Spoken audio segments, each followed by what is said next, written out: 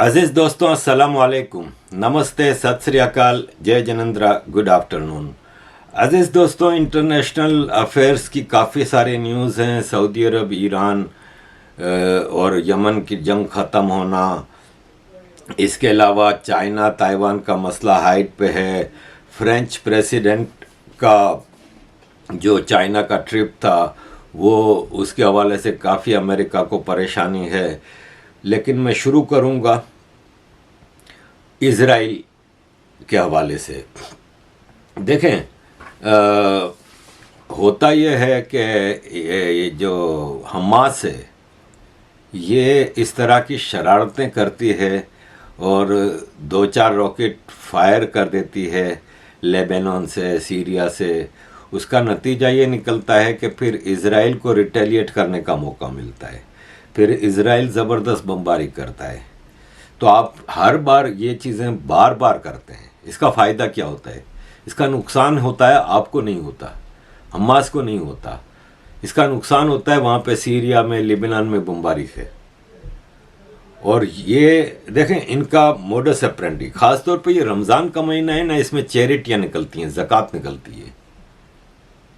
2.5% ज़कात होती है हर आदमी पे फ़र्ज। जिसके पास 1 करोड़ रुपए का घर है, पैसा है, कैश है, जेवरात हैं, जितना आपका अगर हिसाब किताब है ना, अगर 1 करोड़ है तो 2.5 लाख रुपया, अगर 100 करोड़ है तो 2.5 करोड़ रुपया। तो आप सोचें कि एक पूरे मुल्क में या पूरी दुनिया में जो मुसलमान हैं कितना ज़कात का पैसा होता है। और ये रमज़ान माल बनाने का पैसा होता है इन हराम खोरों के लिए।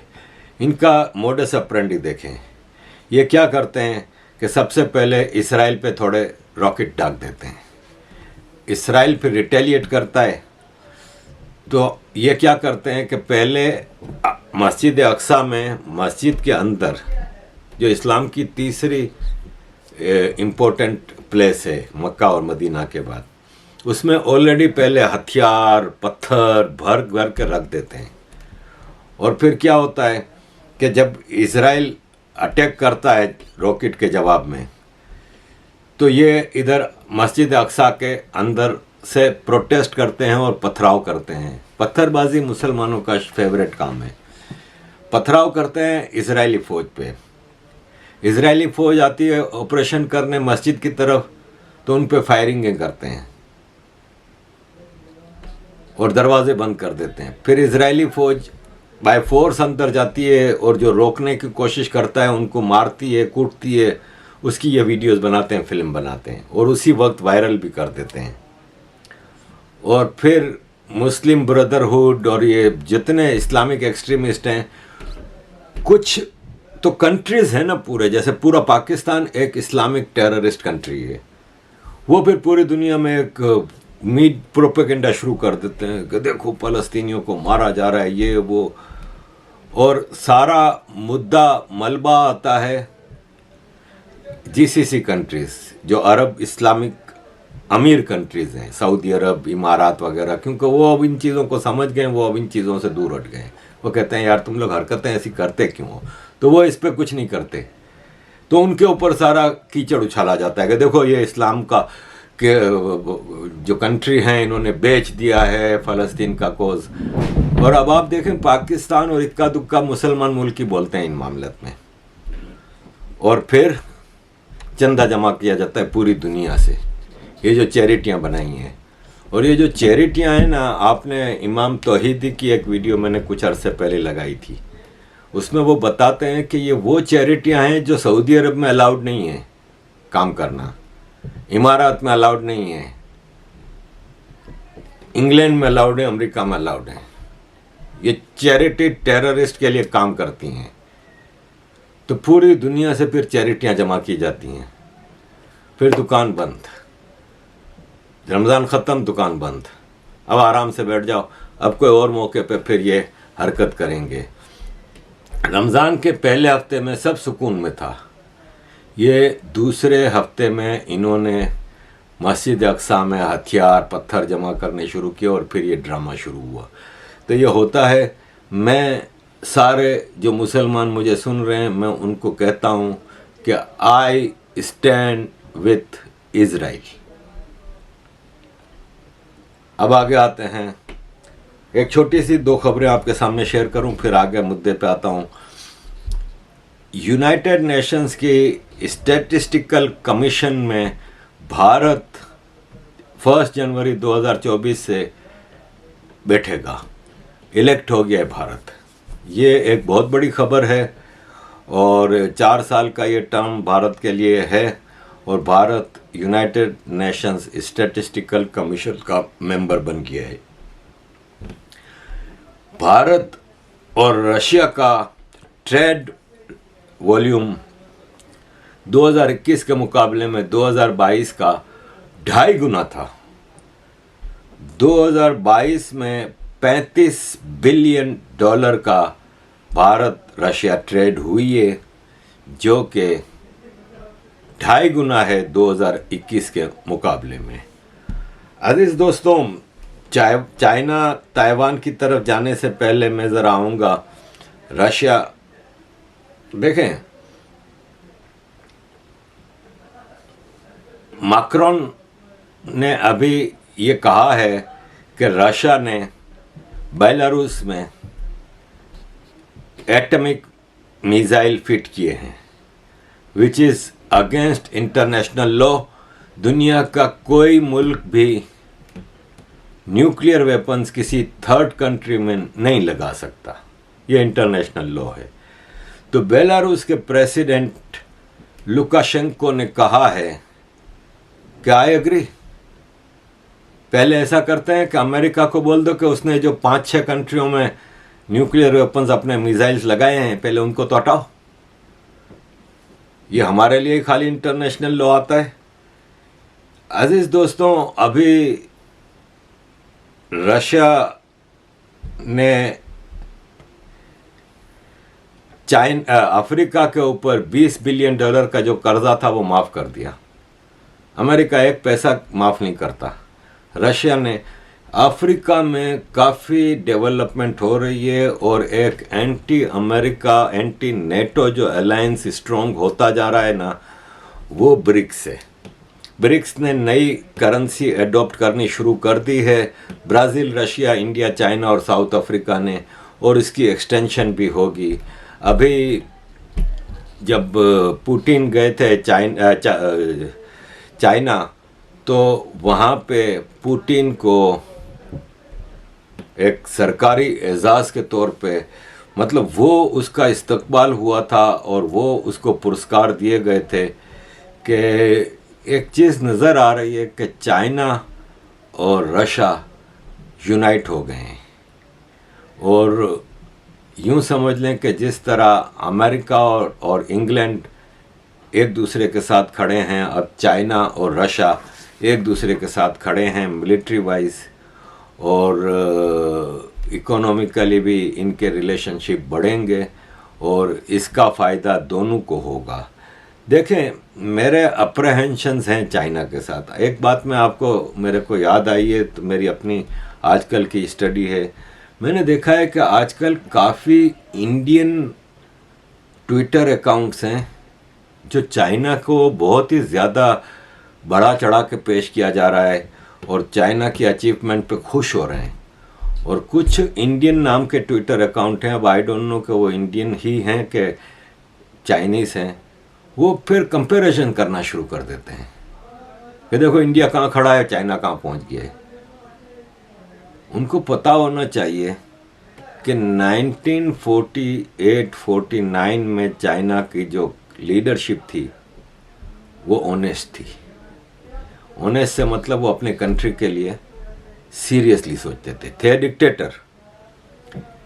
इससे पहले चाइनीज़ों को अफीमी कहा जाता था, ये ओपियम के एडिक्ट थे और नाकारा लोग हो गए थे।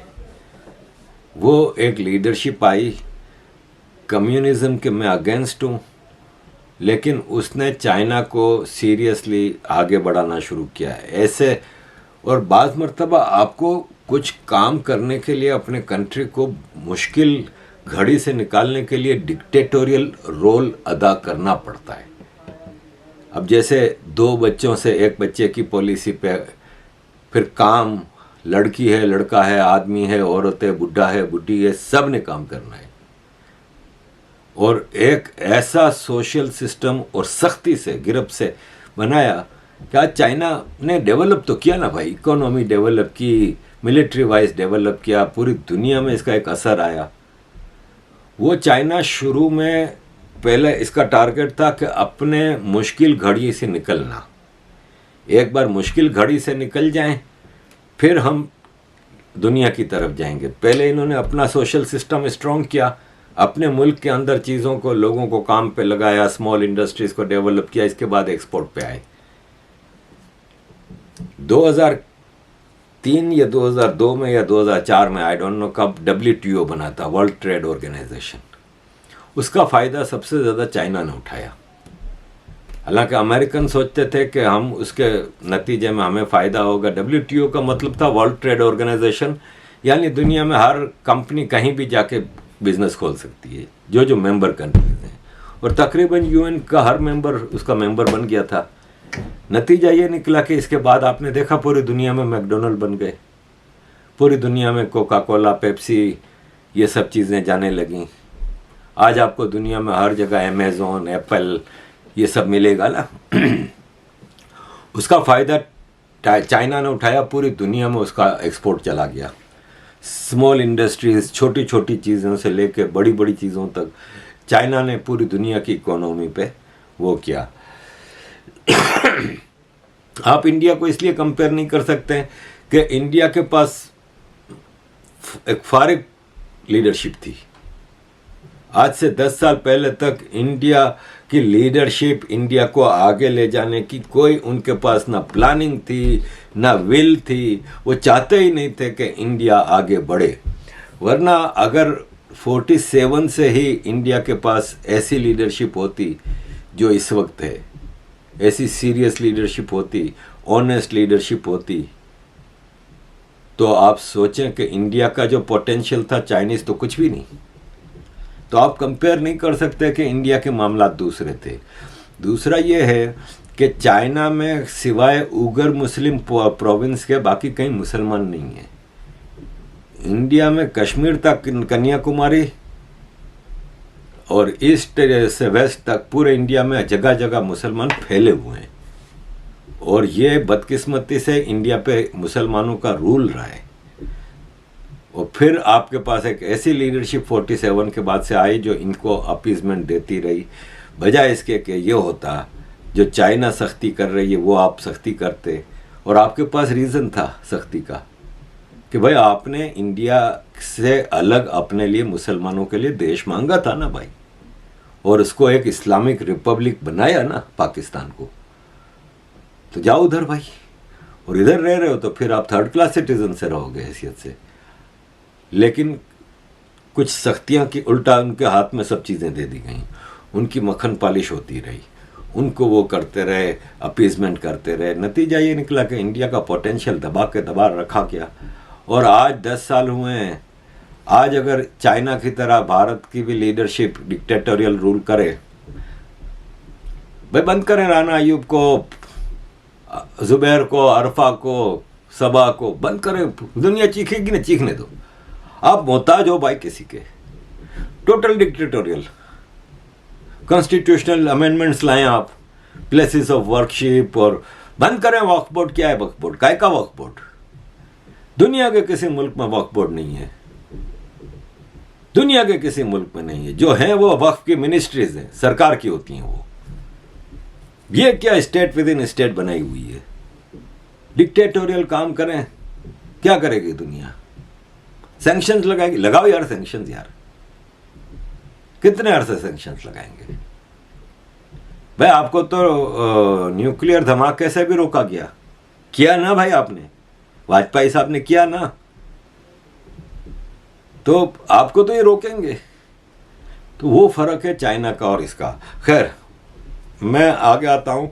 आपने देखा कि किस तरह पुतिन का इस्तकबाल हुआ चाइना में।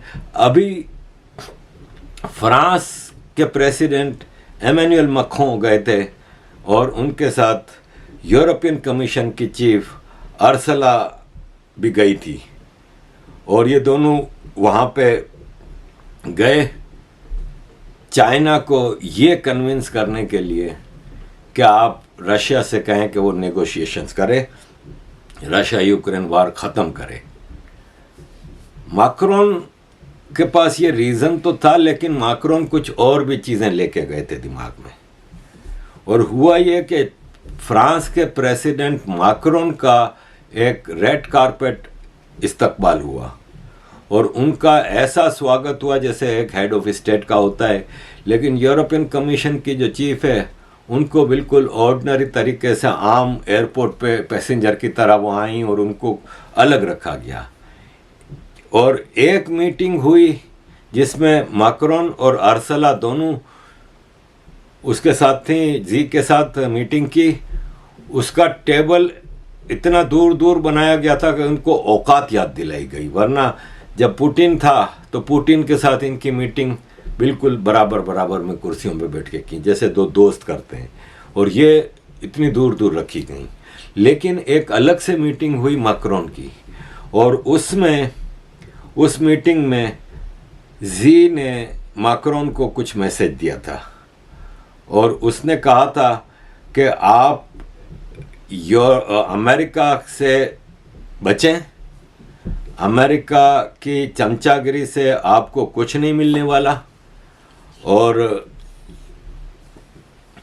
जितना आप अमेरिका के करीब में रहेंगे इतना आपको आगे चल के नुकसान होगा।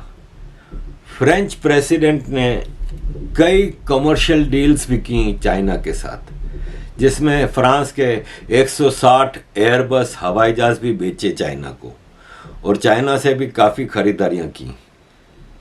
तो ये वेस्ट को पसंद नहीं आया, अमेरिका को ये बात ख़ास तौर पे बहुत बुरी लगी। लेकिन असल चीज़ ये हुई कि प्रेसिडेंट मैक्रोन ने वापस आने के बाद एल इको अखबार को इंटरव्यू देते हुए ये कहा कि यूरोप को अमेरिका से और अमेरिकन डॉलर से थोड़ा दूर होना पड़ेगा। हम अपनी सॉवरेंटी, अपनी आज़ादी खो रहे हैं, हम अमेरिका के ग़ुलाम बनते जा रहे हैं, और हमें अमेरिका और अमेरिका के डॉलर से थोड़ा डिस्टेंस करना होगा, क्योंकि आफ्टर ऑल हम एक पावर हैं, हम अपनी पावर को भूलते जा रहे हैं। हमारे यूरो करेंसी एक स्ट्रॉन्ग करेंसी है, और हम क्यों अमेरिका के इतने चमचे बनते जा रहे हैं। ये एक बहुत बड़ी बात की मैक्रोन ने, जिससे कि अमेरिका की नींदें उड़ गई हैं, क्योंकि अमेरिका आइसोलेट होता जा रहा है। अब चाइना से अमेरिका ने जो पंगा लिया वो ये था कि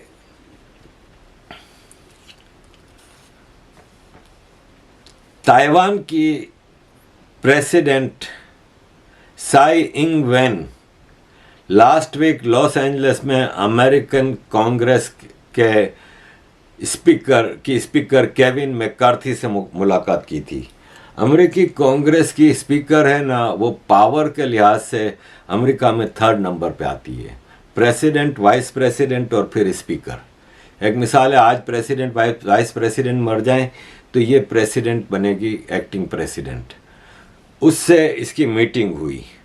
चाइना ने इसको बिल्कुल पसंद नहीं किया, और चाइना ने कहा कि ये मीटिंग नहीं होनी चाहिए थी, और चाइना ने फौरन ताइवान का घेराव कर लिया और ताइवान के चारों तरफ अपने एटॉमिक मिसाइल वाली शिप, एयरक्राफ्ट कैरियर्स और चारों तरफ ताइवान के घेराव करके रख दिया। ये वार्निंग थी अमेरिका के लिए। हालांकि ताइवान के प्रेसिडेंट ने यह कहा कि हम 1949 से एक आज़ाद मुल्क की तरह से रह रहे हैं, हमारी अपनी पॉलिसीज़ हैं, हमारा अपना कुछ है। वो और बात है कि दुनिया हमें रिकॉग्नाइज नहीं करती, हमें यूनाइटेड नेशंस की मेंबरशिप नहीं दी जाती चाइना के डर से, हम एक आज़ाद मुल्क हैं। और मैं भी ये समझता हूँ कि ताइवान एक्चुअली एक डेमोक्रेटिक कंट्री है, आज़ाद कंट्री है। हालांकि उनकी डेमोक्रेसी पे भी मुझे काफ़ी एतराज़ात हैं। मैंने एक प्रोग्राम किया था आज से 2 साल पहले, पूरा ताइवान के बारे में आपको डिटेल बताया था। लेकिन बहरहाल आज चाइना से ताइवान को कंपेयर नहीं कर सकते। ताइवान में ह्यूमन राइट्स भी हैं, डेमोक्रेसी भी है, और ताइवान एक आज़ाद मुल्क है, और चाइना को कोई हक नहीं कि ताइवान को अपनी प्रॉपर्टी बताए। इसी तरह तिब्बत और ईस्ट तुर्किस्तान, जिसको कि उगर या जिंगजियांग कहते हैं, वो भी आज़ाद मुल्क हैं जिन पे चाइना ने ज़बरदस्ती कब्ज़ा किया हुआ है। इन कब्ज़ों को ख़त्म करना चाहिए। अजीज़ दोस्तों, आखिरी टॉपिक की तरफ आता हूँ कि यमन और सऊदी अरब ने ऐलान किया है कि वो यमन से जंग ख़त्म कर रहा है, और ईरान के साथ बढ़ चढ़ के मीटिंगें हो रही हैं। सीरिया के साथ और ईरान के साथ दोस्तियां बढ़ गई हैं, एम्बेसी के लिए जगह खाली की जाई हैं, और दोनों तरफ से ये चीज़ हो रही है। जैसे एक सऊदी अरब में शिया था निमर अल निमर, वो उसको फांसी दी थी सऊदी ने, लेकिन सऊदिया ने उसके साथ तकरीबन 2 दर्जन सुन्नी एक्सट्रीमिस्ट को भी फांसी दी थी, लेकिन ईरान ने उस पर ज़बरदस्त एहतजाज किया था, और ईरान ने अपने मशहद में सऊदी कौंसलेट जो होती थी पहले ज़माने में, लेकिन वो फिर बंद हो गई जब इनके रिलेशनशिप ख़त्म हो गए थे, तो सऊदी कौंसलेट के सामने वाले रोड का नाम निमर अल निमर रोड रखा था। तो अब ये दोस्ती हुई है, तो ईरान ने वापस उस रोड का नाम चेंज कर दिया और निमर अल निमर का बोर्ड हटा दिया है। इसी तरह सऊदी अरब भी नेक्स्ट वीक यमन में अपना डेलीगेशन भेज रहा है सीज़ फायर एग्रीमेंट साइन करने के लिए। तो ये जो अल्टरनेट पावर आई है ना अमेरिका के मुकाबले की, जिसमें रशिया, चाइना, इंडिया, ब्राज़ील, और ये एक पावर ग्रुप बनता जा रहा है, जो वो काफ़ी अरसे से सऊदियों को, इमारातियों को और इन लोगों को कन्विंस करते थे कि भाई ये आपको मुसलसल जंगों में डालना चाह रहा है अमेरिका, ये आपके हक में नहीं है, आपकी इकोनॉमी को भी नुकसान हो रहा है, आपकी रेपुटेशन को भी नुकसान हो रहा है, और आप फजूल में जंगों में उलझे हुए हैं। तो ये बात अब समझ में आ गई है। तो अब सऊदी अरब ने सीरिया, ईरान, यमन से अपने ताल्लुकात अच्छे करके इनके साथ जंगें ख़त्म कर रहा है। इज़राइल के ख़िलाफ़ सऊदी अब नहीं बोलते बिल्कुल ही, जिससे अमेरिका बहादुर बहुत नाराज़ हुआ, और CIA का जो चीफ़ है वो मोहम्मद बिन सलमान से मिलने गया, और उसने कहा कि हम बहुत नाराज़ हैं आपसे, क्योंकि आप एक इंडिपेंडेंट फॉरेन पॉलिसी की तरफ चल पड़े हैं। यानी आज तक सऊदी अरब अमेरिका के इशारे पे हर काम करता था, अब सऊदी अरब आज़ादी से फैसले करने लगा है, वो अमेरिका को पसंद नहीं। और CIA ने सऊदी अरब के मोहम्मद बिन सलमान को ये मैसेज क्लियर अल्फाज में दिया कि हमें आपका ये इंडिपेंडेंट फॉरेन पॉलिसी पसंद नहीं है। अमेरिका का क्या है, अमेरिका ने चारों तरफ जंगें फैलाई हुई हैं। एक तरफ यूरोप को डिस्टेबलाइज कर रहा है, एक तरफ चाइना के साथ जंग की तैयारी कर रहा है, एक तरफ रशिया से जंग कर रहा है, लैटिन अमेरिका में कई मुल्कों में इसके इन्वेजन्स हैं, मिडिल ईस्ट में 20-25 साल से जंगों में उलझा हुआ है, अफ़गानिस्तान, मतलब अमेरिका का काम सिर्फ जंगें करना है और कुछ नहीं। अज़ीज़ दोस्तों, ये सारी सिचुएशन है। Thank you very much for all your support, keep supporting.